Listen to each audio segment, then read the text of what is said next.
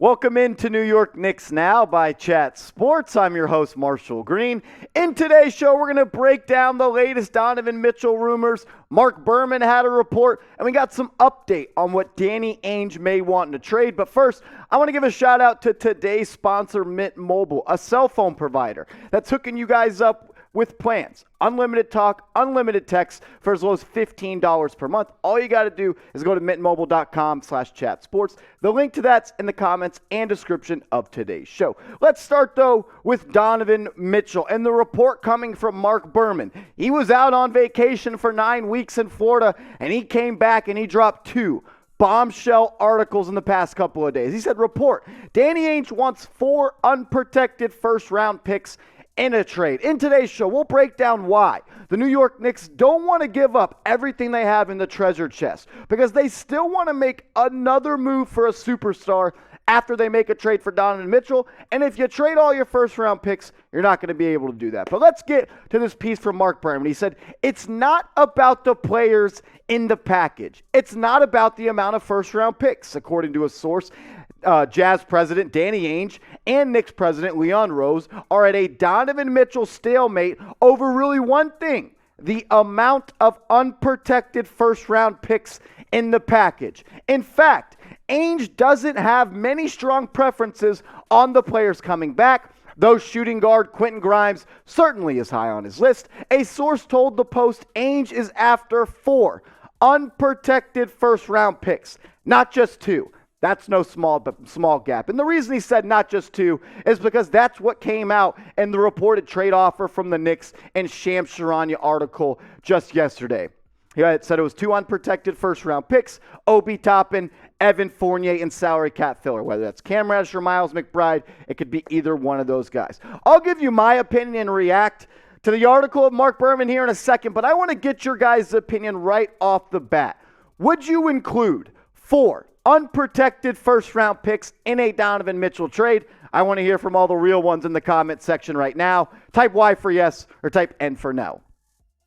My biggest takeaways from that piece, I got 5 and we'll go through them quickly.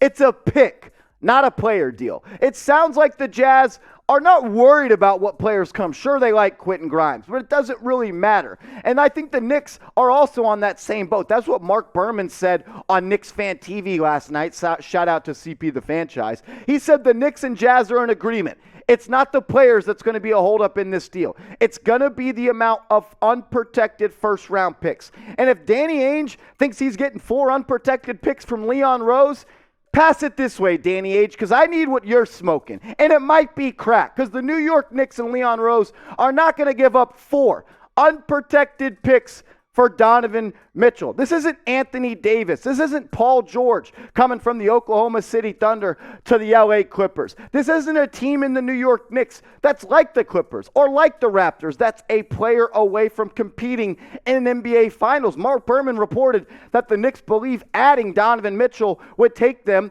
from a 37-win team to a 47-win team. Winning 47 games more than likely does not mean you're a finals contender, which means there are still pieces of the pie and pieces to the puzzle that you need to add. And if you trade all 4 unprotected first-round picks, you're going to be shit out of luck when you got to trade for another superstar. Also, why would the Knicks pay 4 unprotected first-round picks if no one else on the market is offering that in a trade?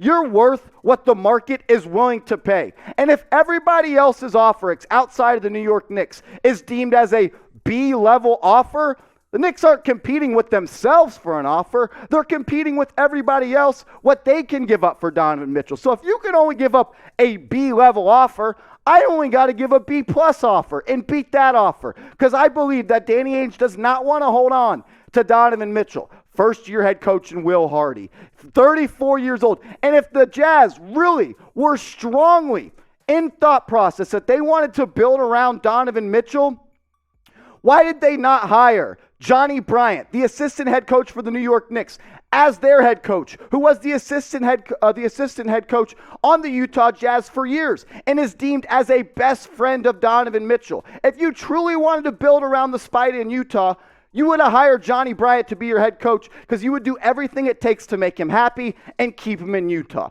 Also, the Rudy Gobert trade is not the trade market. Just because the Minnesota Timberwolves paid a premium for a pretty good player, that's not the going rate going forward. That's why Kevin Durant couldn't get traded, because they wanted that same trade package that the Minnesota Timberwolves gave up. The New York Knicks will not do that. Just because stupid doesn't mean you have to do what stupid sees. I like Rudy Gobert. He's not worth 6 first-round picks. And Donovan Mitchell, I love him. I think he'd make the Knicks great again, and he would be entertaining to watch in the Mecca. He is not worth 4 unprotected first-round picks. And you got to remember, Leon the Don is holding shit down for the New York Knicks. He ain't getting fleeced. This isn't someone that you're just going to be able to run over in a trade negotiation. He's not just going to do it because he has to. And I truly believe if the management of the New York Knicks and Dolan came down on Leon Rose and said, you got to make this trade happen, give up the 4 first-round picks, I think Leon Rose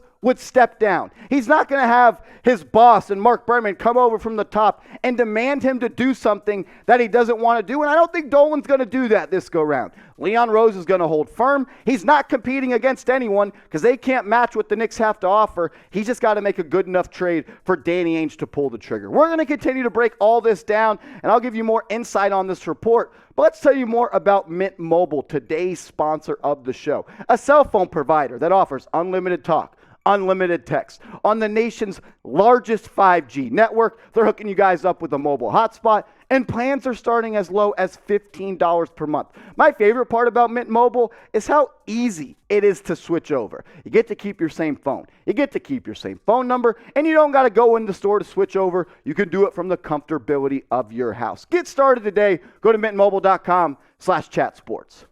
Let's now talk about why the New York Knicks don't want to give up 4 first-round picks. And it's not just because they don't value Donovan Mitchell as that type of player. I think the Knicks will end up probably giving 2 unprotected first-round picks in the offer. They may have to go up to 3. And if they can get a first-round pick from the Lakers by sending them Julius Randle and it becomes a 3-team trade, I think that's the ultimate goal. But it's not just because they don't value him. Let's look at the draft pick capital that the New York Knicks have right now. They have 4 first-round picks in 2023. Some of those are protected, so they may roll over into 2024. You got 1 in 2024, 2 in 2025, 11 first-round picks in the next 7 years. In a trade, you have to remember, you can only trade every other year first-round pick. So if you trade a pick in 2023, you can't trade your own first-round pick until 2025. So if the Knicks trade their 2023 unprotected first-round pick, their 2025 unprotected first-round pick, and their 2027 unprotected first-round pick, if a player becomes available in 2025, you only can go up to 7 years and add 4 unprotected first-round picks. So they won't have the ammunition to make a trade for another player, because this isn't just about getting Donovan Mitchell. The idea is to sign Jalen Brunson, check. Trade for Donovan Mitchell, I think it's going to happen. Then trade for another superstar. And then when the NBA salary cap booms in 2025 and goes up $40 million, the last time we saw that happen was the summer that Kevin Durant signed with the Golden State Warriors. The Knicks are going to try to clear up the books, get off of Julius Randle, and be in a spot in 2025 where they can sign a max level player. Therefore, you would have Jalen Brunson, RJ Barrett, Donovan Mitchell, a player you traded for, as well as someone you signed. This is why the salary cap is going to go up. This comes from Forbes. They said, according to a report from Jabari Young of CNBC back in March, the NBA is looking at almost tripling the number of the current TV deal, aiming for over $75 billion that will compensate the league with $8.3 billion annually. According to a league source, projections indicate that a $171 million salary cap is possible by 2025. In 2024, the salary cap is expected to be $130 million. So you are going to see a $40 million spike, and that's going to lead the New York Knicks and a lot of other teams, pretty much every team in the NBA, with the opportunity to go and sign another max free agent like the Golden State Warriors did after they won 73 games and they went and signed Kevin Durant. We're going to continue to talk about this, but first, I want to remind you guys to subscribe and hit that big red button, youtube.com/KnicksTV. We're trying to get to 13,000 subscribers as soon as possible. We just passed Boston Celtics today in subscribers, but let's lengthen the gap. If you love the Knicks, you hate the Celtics, and you're looking for daily Knicks content, go down right now and hit that big red button. Marc Berman also in his article talked about Obi Toppin and Julius Randle being on the same team. He's reporting that the Knicks are worried about Obi and Julius coexisting on the same team. Let's go straight to the article and see what he said. He said the Knicks reportedly are willing to give up 2020 lottery pick Obi Toppin in a sign of their belief Julius Randle can return closer to the 2020 and 2021 form when he was second-team All-NBA. They are hopeful Randle will be in a better space mentally than he was in 2021 and 2022. He went on to say, Knicks brass is worried about finding the right roster equilibrium with Randle and Toppin as power forwards who don't play another position. Toppin is a lot easier to trade as he's on a rookie contract, and a Randle-Toppin small ball front court is considered unappealing to the organization. So let's all break this down. The Knicks, they reportedly, according to Shams of The Athletic, included Obi Toppin in a trade for Donovan Mitchell. And now Marc Berman is reporting that the Knicks believe Julius Randle can be a guy that can produce and get back to that most improved player form when he was a top 10 MVP candidate. 2 days ago, Marc Berman listed that the Knicks believe Jalen Brunson, Donovan Mitchell, R.J. Barrett, Julius Randle, and Mitchell Robinson could be a team that wins 47 games and be a top 6 seed.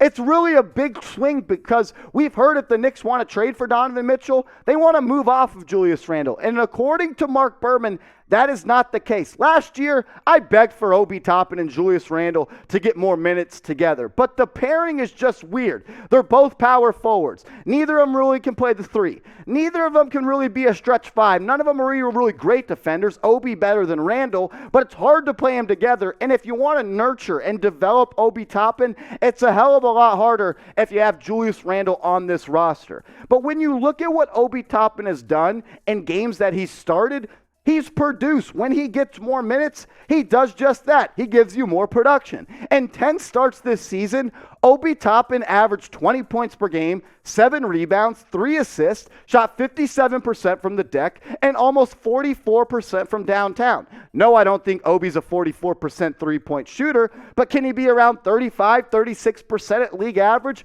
If he can, he's a valuable piece that I would hate to see go. And like we just talked about, the more Obi Toppin you get, the more production you get. When he plays 10 to 19 minutes per game, he gives you measly numbers. 7 rebounds, 3 assists. When those minutes go up to 20 to 29 minutes per game, production goes up. 13 points, 6 rebounds. What about when he plays 30 to 39 minutes like a starter? He produces like a starter. 23 points per game and 7 rebounds. And when he plays the 40-plus minutes Tom Thibodeau style, he averages 27 points and 7 rebounds. I would hate to see Obi go. I would choose Obi over Randle in a build, and as you continue to build this roster, but it sounds like the Knicks are rolling with Julius Randle as the engine of this offense. Shout out to Tom Thibodeau. Let me know, though, if you can only have one of these guys on your roster going forward, who would it be? I have a strong feeling I know how this one's going to go in the comments, but let me know. Type 1 for Obi, or you can type 30 for Julius Randle.